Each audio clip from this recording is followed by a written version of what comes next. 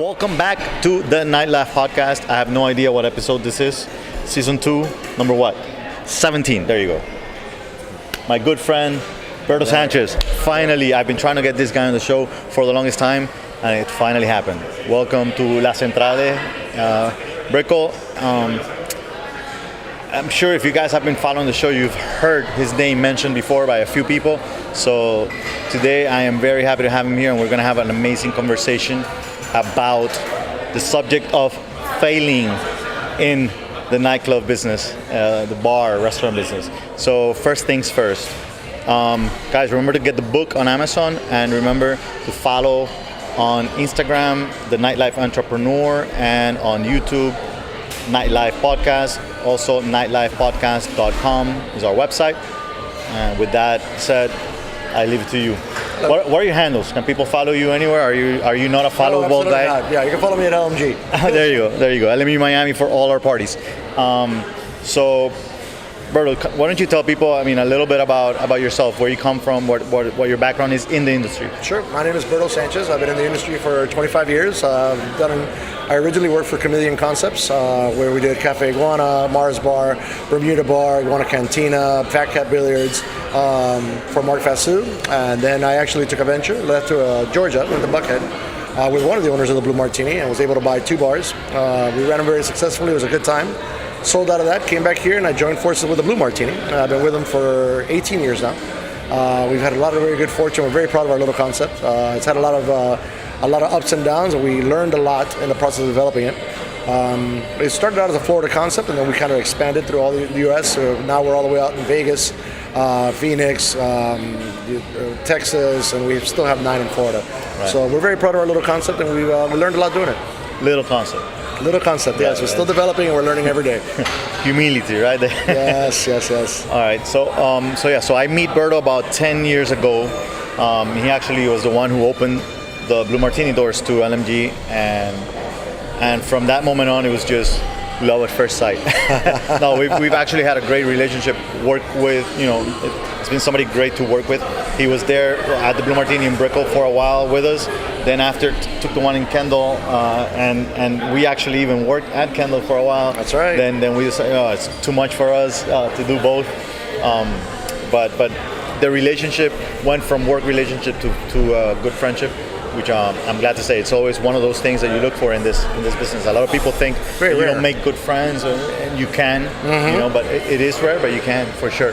So, all right. So today I wanna focus the show on talking about the reasons why people fail when they open a bar, and there are some things that might be like the first thing that comes to somebody's mind, or which would be something like, yeah, somebody has the money and they figure, since I have money, I can build a place, sure, and that's it. But a little deeper into that, because you understand the operation completely, you understand the marketing side of the business, the operation side of the business, everything, staffing. So what would you say are the top reasons why businesses fail? Because they fail a lot. They do. Unfortunately, in Florida, specifically in Miami, bars are not known for having a long lifespan. They actually have a very short lifespan, and it has a lot to do with just the word you just said, business. You have to remember that the bar is a business. It's not a place to entertain your friends. It's not your toy. It's not the place where you hang out. Right. So if you walk into the bar business and you do all your due process, and you actually take everything into consideration that it takes to make a successful business, right, you will be successful. A lot of these people are lopsided or heavy on one side, where, like I said, they have a lot of money but no bar experience, or they have a lot of bar experience and not enough money. They have a lot of bar experience and some money, but they have a bad leasing agent. Right. So there's a lot of very, very important key components that will make a place almost impossible to run. And that's not even including the everyday variables where the economy goes up and goes down. Of course. Areas turn good, areas turn bad. You have licensing problems, noise ordinance problems, places that evolve. When there was once an entertainment center into a neighborhood, so now you're kind of cohabiting, entertainment with residents. Right. Once you spend enough time in the bar business, you are going to understand that it's a very unpredictable system. It has a lot of variables. Right. So a well-funded bar with a well-executed plan, a well-thought-of plan, a well-rounded plan is something that you really want, and you have to really. It's kind of it's a must do. You shouldn't go and expect to get away with the exact math. You have to have reserves. You have to plan for the unexpected. And a lot of that happens. Another thing that I think is an essential part of it, people who've been in the business like us, we believe in hospitality. I bleed hospitality. It's something I think I have in my person and my soul. I enjoy entertaining people. I enjoy crowds. So, like I said earlier today to the gentleman, find something you love and you never work a day in your life. Exactly. 100%. So you have to make sure that you like hospitality and you commit to the things that hospitality brings with it. The late nights, the drinking, the understanding that you're going to be surrounded by some of those people, the challenges with the licensing, with the leasing and the neighbors, and the things that come with our business. I think a lot of the failed locations were missing one of the essential things. If you don't have a great location, at least you're constantly going to be chasing ways to pay that rent. If you don't have good marketing skills, there's a lot of options now. It's become a place that people have too many options. So you have to have an edge. You have to have something that brings people in there. And you don't want to be the only one in the block without that edge. So I think, if you have good marketing, good sound operational skills, we're a business of dollars and ounces. And people constantly say that to me, which I think is marvelous because every single ounce counts and every single dollar counts. And if you're not able to control these things, and if you don't have a set directive and a set formatted way that you do these things, you're not going to be able to figure out the math and know if you're actually profitable or not. There's a very big misconception that people think I have a full room, I have a room full of people, and everybody's having a good time. It means I'm profitable. No, you have to know exactly what money is, how you make your money, where your margins are, and what you're able to spend. You got to know your numbers 100%. You have to know your numbers. You have to have a sound number guy.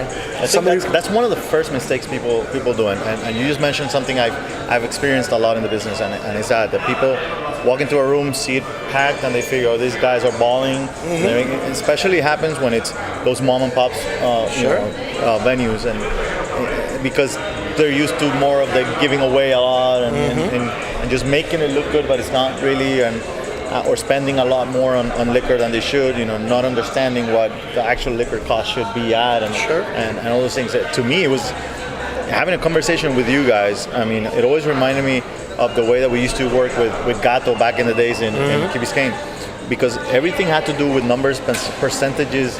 As a matter of fact, our deal as a company in Blue Martini is the only deal that is different from other deals that we make around everywhere else, and it has to do with the percentages that Blue Martini is willing to spend on certain things that relate to our work. And it might be a 1% here, a 1% there, but that bit difference, it means something. It equals out to huge numbers, and if you don't know how much you're able to part with, if you don't know how much you're able to go, you're very likely to overextend yourself and to do something. People have a very big misunderstanding with hospitality and taking care of people. Being hospitable to somebody is making them feel welcome, making them feel acknowledged, making them feel like they're in the right place and they belong, and we're happy that you're there. Putting that thought, that subconscious thought into their mind that welcome to the party, we're glad you're here. It doesn't have anything to do with drinking free. The truth is you can actually spoil your crowd and you could mislead them to a point where this guy comes in and every single time he comes in, everything is free. The day that you do give him a check, he's going to say, what did I do wrong? What went wrong? What did I do to you while you're upset at me? If you have a good location and you have good entertainment and you have solid promotions and the right crowd in there, the place sells itself. I am all for showing gratitude to the guests and making sure that they feel appreciated and thanking them for their patronage and the fact that they keep coming back. But you shouldn't have to buy your guests. Your guests should be happy to be there, and entertaining them should be a value. Let me ask you a question. When somebody opens a bar, they just recently opened, and they don't know exactly what to expect, how do you go about staffing? Should you be over-prepared or under in that sense, and just basically see when the bar demands more people, hire more people, or what is the way to go in that sense? I think being over-prepared is always the safe way to go. And again, this goes back with capitalize. Make sure that you have sufficient capital to operate. You're going to get, in the bar business, we're a very simple business with very complicated personalities. So these people are not all going to be dependable. Not a lot of people see the bar business as a career. They see it as a stepping stone. So not everybody takes this industry as seriously as you and I do, because it's become our life. It's become the career that we aspire for, how we provide for our families, and the things that we do. So you can't bank on a lot of the people and stuff like that. And you should always expect the successful option. You should always expect that the night is going to be a success, Correct. not undershoot it. The worst thing that you could possibly do is invite people to a place where you can't wait on them, or you're unprepared for the volume. Right. But like I said, a lot of these places that are undercapitalized, they want to be very stingy, or they want to be very careful with their labor. They want to be very careful with the workforce, not to bring in too many people. It's just eating up all the profits. Right. But then again, if you properly execute a plan, you do your market research before, you go around, you check out what the stuff looks like in the neighboring bars, what people are charging for drinks, what the local entertainment are, what the specials are, and you actually gauge what it is that you have to compete with, right. You'll find yourself successful and be able to make a more sound plan. Correct. Now, on the other hand, when you have something that's already happening, it's already been going for a while, and numbers start to go down. Let's say what's been happening with the economy in general. For example, over here, at least over here in the Brickell area, it's been suffering. I understand some businesses are down even 20-25% from previous years. So the question is, what are the first things that you start cutting from? Where do you feel that you're comfortable cutting expenses from that does not affect your overall, either operation or the way that people view you as a business, etc.? Sure. Well, I mean, it really has a lot to do with not falling into a vicious cycle. The vicious cycle is when your sales go down, your tips go down. When your tips go down, the quality of your staff goes down, and then they start to leave. So then you have a secondary staff that probably doesn't belong there in the first place. Right. And they're basically waiting on what's left of the clientele. Theft is included in that. So when sales go down and they're not making enough money, you're going to fall victim to a little bit of theft. Right. So controlling a lot of your things, or what we call maintaining our margins, has a lot to do with knowing the back of the house expenses and stuff like that. So as your sales go down, your expenses should go down too, including labor, cost of goods sold, and stuff like that. Right. I find that a lot of places who've had good success and find themselves in a falling pattern or a declining curve are basically not getting their dollar's worth out of every single thing they buy. Right. So say I pay, for example, promoters, say I pay 12% to a promoter, 14% to a 18% to a promoter. We want to make sure that we're getting every single dollar worth out of that company. We want to make sure that they're evolving into the new things, the new forms of marketing, that they're really tapping into social media, that they have good contact with the radio stations, that they have good contact with mass communications. By the way, those numbers you heard right there, those percentages, may be right as to the way that they operate. They talk about 12, 14, 18, those types of numbers. You're never going to hear a Blue Martini talking about 20, 30% or 100% of the door, those kinds of deals, and it's for a reason. But that's why, for example, we have a 10-year relationship with a company, making good money. We can't complain for sure. Well, let me chime in on that one. Well, a good part of what we do, we're talking about planning and success and everything else. You should never overcommit to something. You should never do something like that. And to have a sound, healthy relationship with people like you guys, where you end up being friends, you almost end up being family, and people that you sincerely care about, you have to have a realistic gauge and really understand that this is what I can part with. This is really what I can part with. But on that note also, we believe in financial integrity. Financial integrity is one of the things that's been most important to me my entire life, regarding anybody that I've been able to work with. I'm never going to tell you, your check is always ready on Monday. Your check is never ready on Tuesday, it's never ready on Wednesday. If I say Monday, your check is always ready on Monday. Right. And if I committed to saying this percent, we're not going to renegotiate that day. We're not going to change it that day. I'm going to live up to my word and everything else.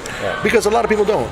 And a lot of people fall through, and a lot of people linger people on and everything else. And that financial integrity, the relationship that you make with the people around you, whether it's your promoters, your sub-promoters, your DJs, whatever it may be, will last you a long time, and it leaves a sense of ownership with that person where you are accountable for the money that you agreed to. Yes. And it creates a trust. Correct. And that's really, I think, it makes people happy. People want a dependable job, a consistent job, a predictable job, and they don't want to be guessing if their check's going to come in next or it's not going to come in next. So a sense of honesty, a sense of financial integrity, a realistic sense of financial integrity is very important to me. Yeah, and also for those of you guys that are on the promotion side of the business, promoters out there, if you guys come to a venue and they offer you anything over those numbers, 20% is okay at a nightclub and all those things, but anything over that, I've heard so many people talking about 30%. I just got an offer last week for a 50% partnership at a club for a night. I mean, honestly, the minute I hear those things, I run away. I understand that there's a problem, there's an issue, or there's money laundering. Whichever one it is, it's not for me. I don't think it's for you guys either. So run away. Those are the big red flags that you should stay away from, for sure. When it comes to liquor and control and that part, I mean, there's a few things One is the staff drinking it. Two is, which I don't know how you feel about staff drinking. I mean, in general. Two is theft, of course. I don't know what exactly falls into theft, the way that you see it. If giving drinks to a client, or it's just putting the money in the bucket. Like, what exactly falls into theft when it comes to liquor control? Theft, as we refer to it, is called loss prevention, and loss prevention can be anything. Again, we said we're liquor of ounces and dollars. Right. So it's one of those things where every single ounce and every single dollar counts. We use jiggers, we use measured jiggers, and jiggers are frowned upon with a lot of people, but they give you consistency and they give you a fair shot. Everybody gets the same pour, everybody gets the same value. So it's not one guy that I like, so he gets a stiff drink, and another guy that I don't like, and he gets a short drink. Right. So that consistency of that and the predictability of the actual cocktail coming your way is something that's very important. By the way, the word predictability, that I've heard it before from the Blue Martini brand. Yep. And it is something that actually makes sense in this business, because people want to know what it is that they're getting. Sure. I mean, people tend to go back to the places they like, they enjoy, whatever. A lot of times I remember, having this conversation with my wife a lot about, let's go eat at a new place, but we always end up in the same places, eating the same plate. Because you know what works. Exactly. Yeah. Exactly. And the same goes for this, and I mean, there's one of the factors is promoters, and people go where they know the people are going to treat them well or whatnot. Sure. But those people that don't really hang out with promoters or simply go where they please, being able to predict what they're going to get is a very important thing. Absolutely. And I happen to find a lot of places that I can order a drink in the same bar from probably the same person and get two different drinks. Two different drinks, probably for two different prices in two different glasses 100%. with three different garnishes. Yes. So a lot of that goes back to training. Training and actual standards and making sure you uphold your standards. We're talking about promoters and stuff like that and the predictability of this. But what a lot of people like to understand is a lot of these things are interdependent to each other. They have to be. One thing has to scratch the other's back. So predictability has a lot to do with the consistency of your drink, the garnish of your drink, the presentation of your drink, the hospitality of the host, the entertainment that's around you, the music format that's around you, the safety feeling, knowing that there's plenty of security guards around you, the front door, knowing that not everybody's just allowed in, and there's going to be a good element inside of a quality gauge of people or the target clientele that specific venue is looking for. So that predictability has a lot of different heads and it has a lot of different avenues where it can go wrong, but whether the guest knows, the guest may not know specifically what it is that's making him upset, but he does know that he's either very comfortable or uncomfortable where he's at. The place could have shown him what he expected. It could have lived up to his expectations. Right. It could have exceeded his expectations, which what we all came to do.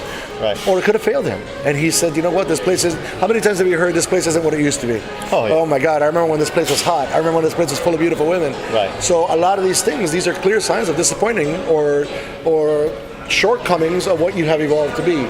You're not the cool place anymore and you haven't made any changes. Right. Question, is the customer always right? The customer can more than likely be right. I mean, what you have to do is you have to assume responsibility for yourself first. So if you have trained your staff right and you have set solid standards and you've come up with the right thing, and with the margins that we exercise in labor, it's very easy to turn around and turn a smile upside down, is what we call it. Turn this thing upside down, turn a bad experience into a good experience, simply with a $5 drink, with a $10 drink, with a round of 6 shots, right. Whatever it may be. There's nothing more important than the customer. And losing that, losing your client base is something that's very, very, very common. And it can be something as very sensitive as making them angry one time. Right. If you make a person happy one time, they're probably going to tell one person. If you make a person angry one time, they're probably going to tell 10 people. Right. And so on and so on and so on. So it's not, when you assign value to a guest, you should never really shortchange that and understand the ripple effects and the long-term effects to this. Because this guy's going to say, well, this guy was a jerk and I've been coming here forever. You know how much money I've spent here, and I told him that somebody spilled my drink and he wouldn't even replace it. Right. So I don't think you should be extremely frugal with your guests. I think you should always give them the right of way, and be aware that these people that you're entertaining, because of you invited them, they're drinking. And they're not always going to be right. So you have to be in the position to accept that and to deal with it the right way. All right, that was a very good explanation. I'm sorry, was that too long?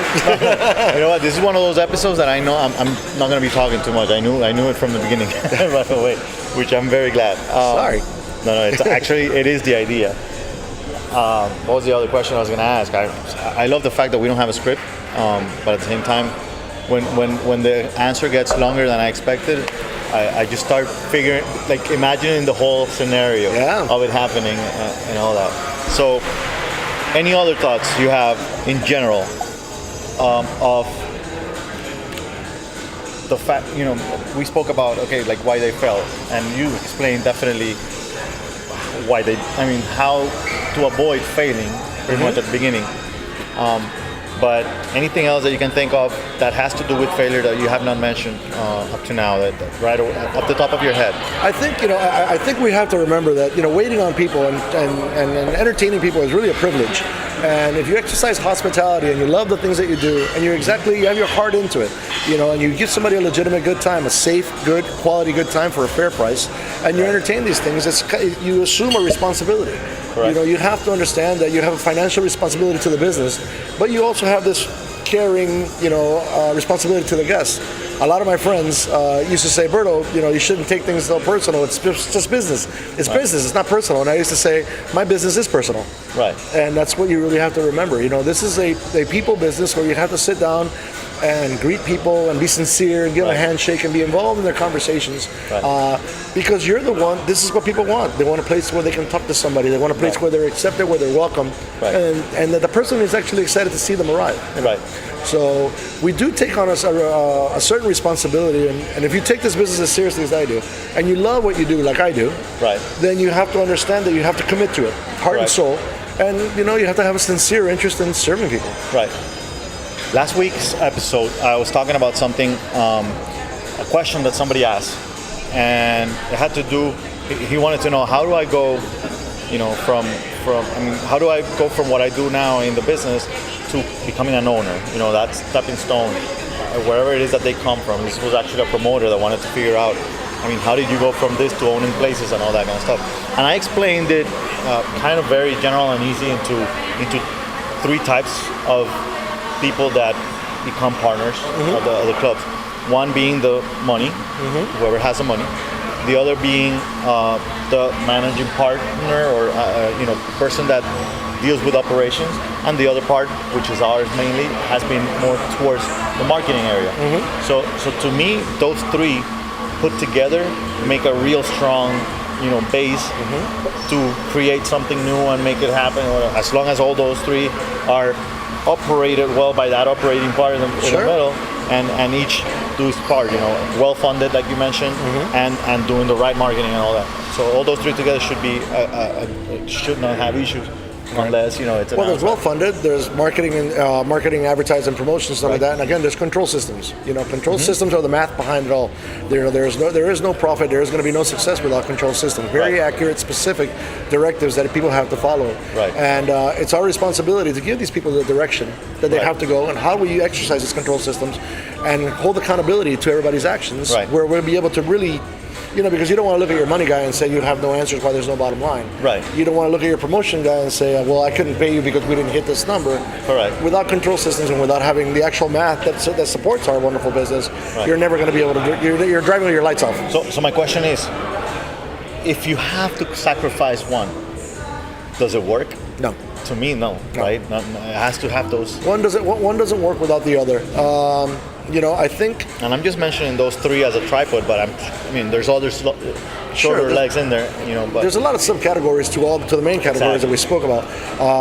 But I think those are 3 essential parts of something that's very important to the business. Right. And to think, a lot of people have that misconception. They're like, we're going to hire this promotion team. They're going to bring 1,000 people. When they see the place, they're going to fall in love. Then we're going to fire the promotion team and think that the 1,000 people are still going to stay. So you have to give credit where credit is due. And if you have a person who's willing to sacrifice themselves and put their work on the line, I said, you guys always stood behind your word and you put your money where your mouth is. Right. Hey, listen, we're going to do this, and sometimes there weren't great times. Right. At the beginning, sometimes times were shallow, and You say, hey, listen, I gave it my shot, now I know what I'm going to do better next week. You know, so you go, you roll with the punches. But I think those three elements are very essential to a successful operation. So I'm going to ask you one last question before we go, because believe it or not, time is almost up. Sorry. it's that quick. It just goes so fast. Okay.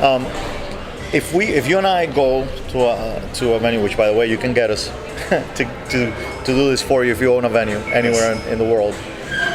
If you and I want to go to a venue to do outsourced consulting, what is the first thing that you would be looking for in that whatever venue, whatever? Let's concentrate more in restaurant bar. Well, going to a fresh venue, the idea is to take a scope of the work. Basically, scope out exactly, take a work scope and see what it is, what their history is, what their location is, what their main challenges have been. Are you dealing with no walk-through traffic? Are you dealing with no late-night traffic, no early traffic? Are you dealing with noise ordinance? Are you dealing with bad staff? Once you kind of... Bar people have a tendency to get tunnel vision when they're operating this thing like that. So when an outsider usually comes in, it's pretty simple being outside the box and not emotionally involved or financially involved to actually see the missing links and the things that will make a complete difference when you get there. If the operator is willing to kind of dance with it and go with the things that right and has a lot of faith, enough faith where they think that you're a qualified guy you're a qualified source of telling somebody how it can be better, then they will probably succeed and they'll probably give you the room you need to operate. But actually taking a good eval and looking at the work scope that you have ahead of you, and it could be, I've seen all different kinds of things within my own company even, where that the staff, you have people working for you that don't belong there. You haven't marketed enough. You try to save money and you cut too deep. You got rid of the people who are the essential pillars of your operation, and you're wondering why it's failing. I personally enjoy consultantships and going in there and stuff like that. First, because you help the person who's in need, and second, because it does give you a fresh approach. And if you're an open person like I know you are, we have a tendency to learn a little bit from every single experience that we participate in. Right. So something that you might be able to fix will serve as a lesson for you later. Right. So you basically learn by teaching. Exactly. Yes, 100%. All right, man. Dude, thank you so much. You're very welcome. Thanks for having me on the show, man. Guys, I hope you guys learned a little bit from Berto today. I'm sure we will. If you guys own a venue, don't forget to reach us on my Instagram. You can DM me and we can fly to you and fix all your issues. Remember to get the book on Amazon. You find all the podcasts on the website, nightlifepodcast.com.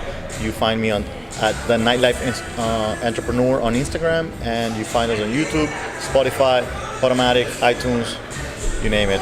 See you next week. Thank you.